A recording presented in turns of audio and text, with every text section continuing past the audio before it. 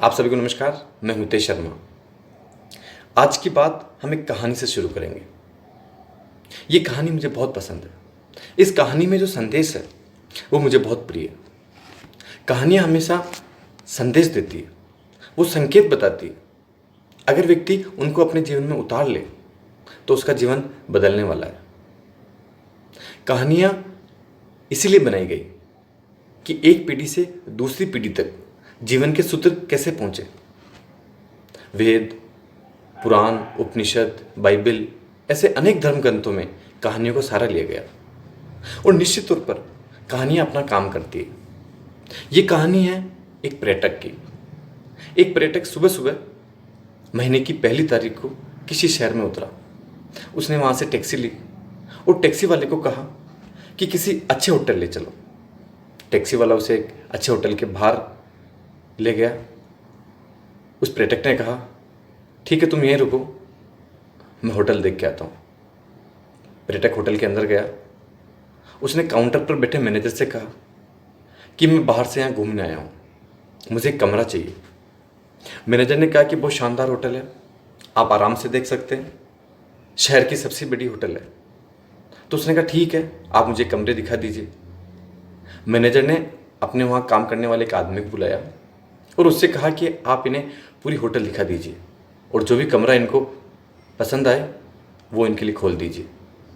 Manager ने कहा कि निश्चित तौर पर यह होटल आपको अच्छी लगेगी, लेकिन आप पहले यहाँ 2,000 रुपये जमा करा दीजिए, वो हमारे कमरे का किराया होगा। अगर आपको ये होटल पसंद नहीं आई तो आप अपने पैसे वापस ले जाना। पर्यटक ने कहा, ठीक है। उसने 2,000 रुपये निकाल के वहाँ रख दिए और उस वेटर के साथ होटल देखने चला गया। उसी समय होटल में वहाँ घी सप्लाई करने वाला एक व्यक्ति आया।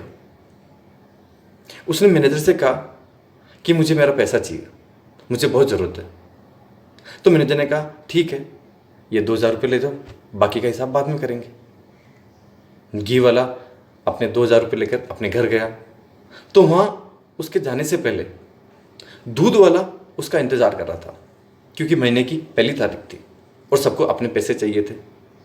घी वाले ने कहा कि अभी तो मेरे पास ये 2,000 रुपये हैं, तुम इससे काम चलाओ, बाकी का हिसाब मैं बाद में करूँगा। घी वाला जैसे ही अपने घर पहुँचा तो वहाँ उसको दूध देने वाला जो व्यक्ति था वो वहाँ पहले से मौजूद था। उसने कहा कि साहब, मेरा भुगतान कर दीजिए, मुझे बहुत ज़रूरत है। उस व्यक्ति ने कहा कि अभी तो मेरे पास ये 2,000 रुपये हैं, अभी रख लो, बाकी का बाद में हिसाब कर लेंगे।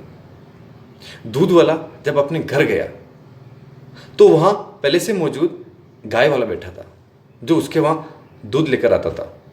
उसने कहा कि साहब, मुझे मेरा पैसा मिल जाता तो मैं लोगों का भुगतान कर देता। दूध वाले ने कहा कि मेरे पास 2,000 रुपये हैं, ये तुम ले जाओ, बाकी का हिसाब बाद में कर लेंगे। गाय वाला जब अपने घर गया तो वहाँ उसके यहाँ चारा देने वाला वो व्यक्ति पहले से मौजूद था। उसने कहा कि मुझे मेरे पैसे मिल जाते तो मैं अपने उधार रखने वाले लोगों को चुका देता। उस व्यक्ति ने कहा, ठीक है, ये 2,000 रुपये मुझे मिले हैं, ये तुम ले जाओ, बाकी का हिसाब बाद में कर लेंगे। जब वो चारा वाला अपने पैसे लेकर अपने घर जा रहा था तो बीच में वही होटल थी। उसने सोचा कि यहाँ का मेरा उधार बाकी है, मैं पहले वो चुका देता हूँ। वो उस होटल के अंदर गया, उसी होटल में जहाँ वो पर्यटक आया था। उसने उस मैनेजर से कहा कि मेरे पैसे जो बाकी हैं उनमें 2,000 रुपये जमा कीजिए, बाकी का हिसाब मैं अगले महीने कर दूंगा। और वो ये कहकर चला गया। उसी समय वो पर्यटक पूरी होटल देखकर आया।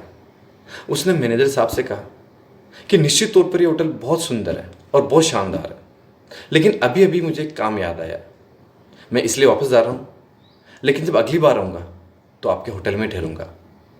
मैनेजर ने उसको 2,000 रुपये वापस दे दिए और वो पर्यटक चला गया। इस कहानी में आप देखें किस तरह से सारा पैसा एक दूसरे के पास होता हुआ वापस उसी व्यक्ति के पास आ गया। दुनिया का यही सिस्टम है। अगर हम ध्यान से देखें, अगर आपने कभी विचार किया हो तो पूरी दुनिया इसी हिसाब से चल रही है, इसी सूत्र से चल रही है। जहाँ भी व्यक्ति काम करता है उसको वहाँ से पैसा मिलता है। वो अपनी आवश्यकताओं के सामान खरीदता है उनको अपना पैसा देता है, वो और दूसरी जगह देते हैं, वो और दूसरी जगह देते हैं। इस तरह से आगे पैसा जाता रहता है और फिर वापस एक चक्कर की भांति अगले महीने उसी व्यक्ति के पास आ जाता है। फिर किस बात की माया और किस बात का मोह, अगर आप ये बात समझ जाए, ये जीवन का गहरा सूत्र है, इसको समझने की जरूरत है। अपने जीवन में इस बात को समझने की नितांत आवश्यकता है। पकड़ने की कोशिश ना करें। अगर आप किसी भी चीज़ को पकड़ने की कोशिश करेंगे तो दुखी होंगे, पीड़ा होगी, बड़ी कठिनाई होगी, ये जीवन आपको बड़ा संघर्ष अनुभव होगा। लेकिन आपने सिर्फ उपयोग और उपभोग लेने की कोशिश की तो आपको बहुत खुशी होगी, आप बहुत आराम से रहेंगे और ये जीवन आपको बड़ा सरल लगेगा। कहते हैं कि राजा जनक, जिनको विदेह कहते थे, माँ सीता के पिता, एक बार एक साधु उनके वहाँ आया। उसने कहा कि आप तो इतने आराम से रह रहे हैं, राजभोग में रह रहे हैं, बड़े शानदार तरीके से रह रहे हैं, कौन आपको विदेह कहता है? तो राजा जनक ने कहा कि मुझे किसी भी चीज़ में मोह नहीं है। इसी क्षण मैं इस राजभवन का, इस राजपाट का, इस पद का त्याग करने को तैयार हूँ। आप ये कुर्सी संभालें। बिना एक सेकंड की तैयारी किए, इसी को जीवन कहते हैं। अगर आपने किसी चीज़ को पकड़ा नहीं तो आप अपने जीवन में निश्चित तौर पर हमेशा खुश रहेंगे। इस जीवन का सबसे बड़ा सूत्र यही है कि ईश्वर ने जो हमें जीवन दिया है वो उपयोग करने के लिए, उपभोग करने के लिए दिया है, ना कि किसी चीज़ को पकड़ने के लिए। जब व्यक्ति किसी चीज़ को पकड़ता है और उससे वो चीज़ दूर होती है तो उस व्यक्ति को दुख होता है, दर्द होता है। वो जितना ज़्यादा उसको पकड़ने की कोशिश करता है उतनी वो चीज़ उसको छूटती हुई नजर आती है। सारा खेल यही है। अपने जीवन में इसका अभ्यास करें, जितना ज़्यादा हो चीज़ों को छोड़ने की कोशिश करें। आप कहीं बाहर घूमने जाते होंगे, किसी बाहर शहर में, वहाँ आप किसी होटल में रुकते होंगे, गाड़ी में घूमते होंगे। आपने कभी किसी चीज़ को पकड़ने की कोशिश नहीं की क्योंकि आपको ये पता है कि ये सब चीज़ें दूसरों की है। सिर्फ आपको वहाँ ठहरना है, आराम करना है, घूमना है और वापस अपने घर आना है। जीवन का यही चक्र है। अगर आप इस बात को समझ जाएं कि यहाँ सिर्फ आपको घूमना है, फिरना है, ठहरना है, आनंद लेना है, अपनी शांति लेनी है और वापस एक दिन जाना है।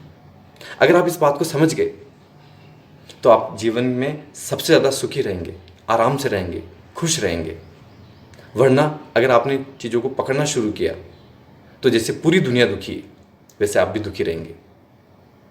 अब आपके हाथ में कि आप कैसा जीवन चाहते हैं, उस पर्यटक की तरह या जैसा आप जी रहे हैं वैसा। निश्चित तौर पर आप इस बात को समझे होंगे। आप इस सूत्र को पकड़ने की कोशिश करें कि सिर्फ उपयोग और उपभोग करना है, पकड़ना नहीं है।